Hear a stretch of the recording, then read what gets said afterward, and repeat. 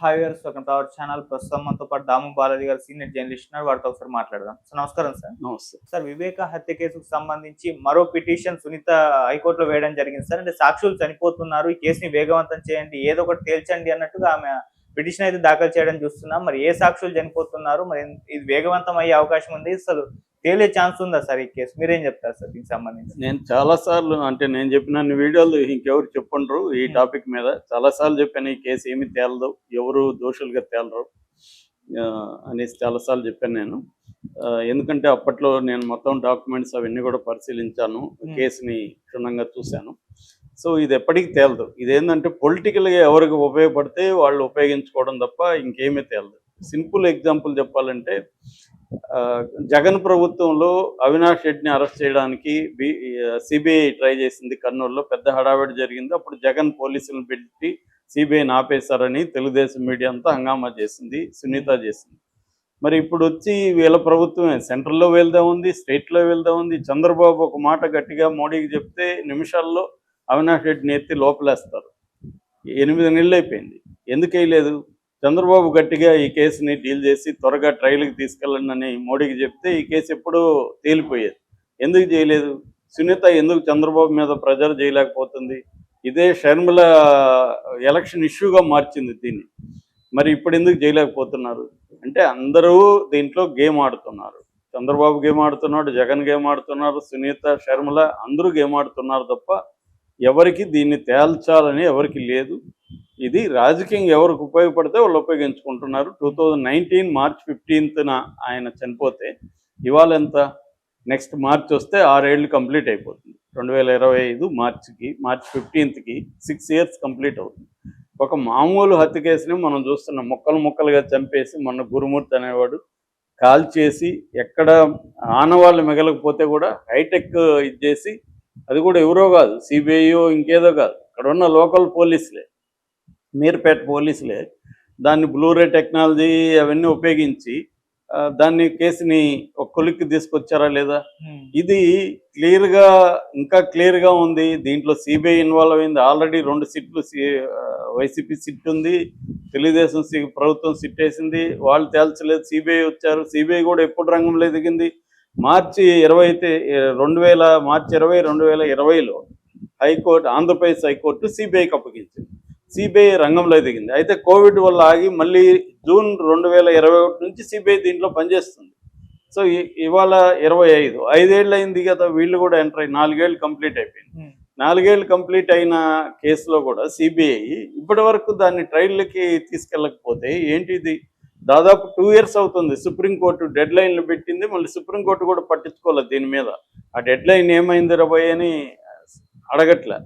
ఈమె కూడా, సునీత కూడా అవసరమైనప్పుడు పోతుంది, లేనప్పుడు సైలెంట్ అయిపోతుంది. ఈ వల్లే పెండింగ్లో కూడా పడింది. అప్పుడు ఎందుకంటే ఆయన సిద్ధార్థ లూత్రా చంద్రబాబు కేసు వాదిస్తున్నాడు కాబట్టి ఆయన వల్ల కొద్ది రోజులు పెండింగ్ పడింది. సునీత దాన్ని పట్టించుకోలేదు. అంటే ఇదంతా కూడా ఒక డ్రామా లాగా కనిపిస్తుంది బయటికి చూసే వాళ్ళకి తప్ప, ఒక హత్య కేసుని తేల్చడానికి, ఇంత పెద్ద హత్య కేసుని తేల్చడానికి 6 ఇయర్స్ కావాలా? 6 ఇయర్స్ కూడా అవ్వట్లేదు. ట్రయల్ ఇచ్చి ఇంకెప్పుడు ఇది జరిగేది ఈ దేశంలో ఇంకా. సో ఇది క్లియర్గా ఏంటంటే, రాజకీయాల నేపథ్యంలోనే దీన్ని ఎవరికి వాడు ఫస్ట్ 2019లో జగన్ ఉపయోగించుకున్నాడు.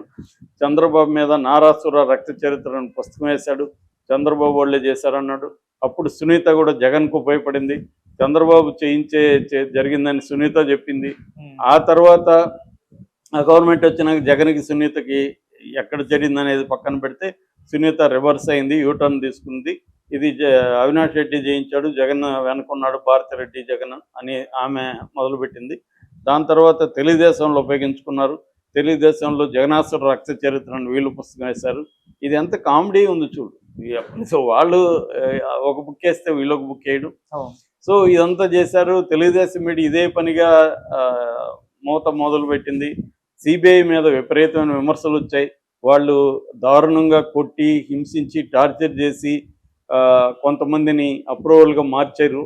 అందులో వీడొకడు ఉన్నాడు, ఎవరు, మన దస్తగిరి. యాక్చువల్గా ఈ case first number 1 Erra Gangareddy, number 2 Sunil Yadav, number 3 Umashankar Reddy, number 4 Dastagiri, number 5 Devireddy Sivashankar Reddy, number 6 Gajjala Umashankar Reddy, number 7 YS Bhaskar Reddy, number 8 Avinash Reddy. 8 members ఉన్నారు. ఇందులో దస్తగిరిని కోర్టే దోషిగా అంటే నిందితుడి నుంచి తీసేసి సాక్షిగా మార్చేసింది. అది కూడా ఒక విచిత్రం కామన్ పీపుల్కి. అంటే నేనే హత్య చేసినానని చెప్పిన వాడిని నాతో పాటు ఎవరు చేశారు అని చెప్పితే సరిపోతుందా? ఇప్పుడు మన ఇద్దరం ప్లాన్గా ఒకరిని చంపాము, అందులో నేనేం అప్రూవర్గా మారిపోతా, అప్పుడు నేను ఇంకా దోషి కాదా అనేది కామన్ పీపుల్కి వచ్చేది. మరి న్యాయస్థానాలు చెప్పాలి. సో అతన్నేమో పక్కన పెట్టేశారు. అతనే కదా అనేక సార్లు వాడు ఎవడికి ఫోన్ చేసినా కూడా బెదిరించాలని, దస్తగిరి అంటే ఎవరు మీరంటే నేను వివేకానంద రెడ్డి చెప్పిన దస్తగిరి అని మాట్లాడతాడు అతను, పంచాయతీలు చేయడం. అంత ఓపెన్గా అతను ఇంటర్వ్యూలు కూడా ఇస్తున్నాడు, ఎలా చంపాము, ఎలా కూర్చున్నాము, గొడ్డలు తెవున్నా అన్నీ చెప్తున్నాడు. అతను ఇప్పుడు సాక్షి ఎలా అయిపోయాడు సడన్గా, అతను నిందితుడుగా కాకుండా ఎలా అయిపోయాడో తెలియదు. సో ఇలాగా ఇది ఏంటంటే ఈ కేసులు అన్నీ గందరగోళాలే. ఇప్పుడు మరి తెలుగుదేశం ప్రభుత్వం అప్పట్లో పెద్ద ఎత్తున జగన్ కాపాడుతున్నాడు, జగన్ మోడీ కాపాడుతున్నాడు అని రాసిన వాళ్ళు ఇప్పుడు మోడీ మీ కంట్రోల్లో ఉన్నాడు, మీరే ప్రభుత్వం ఇక్కడ నిర్వహిస్తున్నారు, మరి మీరెందుకు దీన్ని ముందుకు తీసుకెళ్ళలేదు? అంటే తెలుగుదేశానికి ఇది రాజకీయంగా అవసరం, కంప్లీట్ కావడం వాళ్ళకి కూడా ఇష్టం లేదు. మోడీ అప్పుడు జగన్ కాపాడుతున్నాడు, ఇప్పుడు జగన్ చుట్టూ ఉన్న వాళ్ళని మోడీ ఇప్పుడు కూడా కాపాడుతున్నాడు. మోడీ అనుకుంటే ఎంతసేపు మోడీ కంట్రోల్లోనే కదా సిబిఐ ఉంటుంది. కాబట్టి ఈమె అప్పుడప్పుడు కోర్టులోకి వెళ్తూ ఉంటుంది, అప్పుడప్పుడు న్యూస్లో వస్తుంటాయి. ఇప్పుడు కొత్తగా సునీతారెడ్డి హైకోర్టులో పిటిషన్ వేసింది. అదేంటంటే త్వరగా ట్రయల్కి బొమ్మని, త్వరగా ట్రైబల్ బొమ్మని అడగాల్సింది ఈమె ఎవరిని? మోడీని అడగాలి, చంద్రబాబుని అడగాలి. చంద్రబాబుని అడిగి చంద్రబాబు చెప్తే మోడీ సిబిఐకి చెప్తే వెళ్తుంది. కోర్టులు చెప్తే కోర్టు చెప్తుంది త్వరగా వెళ్ళమని, సిబిఐ ఇంకేదో కథ చెప్తుంది వాళ్ళకి, కోర్టులకి. ఇలా నడుస్తూ ఉంటుంది. ఇప్పుడు ఈమె ఏం చెప్పింది? సాక్షులందరూ చనిపోతున్నారు అని చెప్తుంది. దీంట్లో మొత్తం ఆమె చెప్పిన ప్రకారం 13 లక్షల ఫైల్స్ ఉన్నాయంట హార్డ్ డిస్క్లో. ఇది కూడా నాకైతే విచిత్రంగా ఉంది. 13 లక్షల ఫైల్స్ అంటే అన్ని ఫైల్స్ ఏమున్నాయో తెలియదు. మరి 13 లక్షల ఫైల్స్ ఉన్నాయంట. అందులో 13,717 ఫైల్స్ మాత్రం ఓపెన్ చేశారంట. రోజుకి 500 ఫైల్స్ ఓపెన్ చేసినా కూడా ఇది 2 ఏళ్ళు దాటుతుంది ఇంకా. కాబట్టి ఇది ఎప్పటికి అవుతుంది అనేది ఆమె పిటిషన్ వేసింది హైకోర్టులో. హైకోర్టు దాన్ని స్వీకరించింది. విచారణకి ఇంకా విచారణ జరపలేదు. ఏం జరుపుతుంది హైకోర్టు అనేది తెలియదు మరి. సో ఇవే అంటే మన దేశంలో కొన్ని కేసులని మనం పరిశీలిస్తే జగన్ మీద అక్రమాస్తుల కేసులు 11 ఏళ్ళు పైన బెయిల్లో మీద ఉన్నాడు. అదొక విచిత్రమైన కేసు. ఇంతవరకు అది తేలలేదు. అది ఎప్పుడు తేలుతుందో తెలియదు. ఇదొక విచిత్రమైన కేసు. ఓటుకు నోటు కేసు అందరూ చూసాము, టీవీల్లో వచ్చాయి.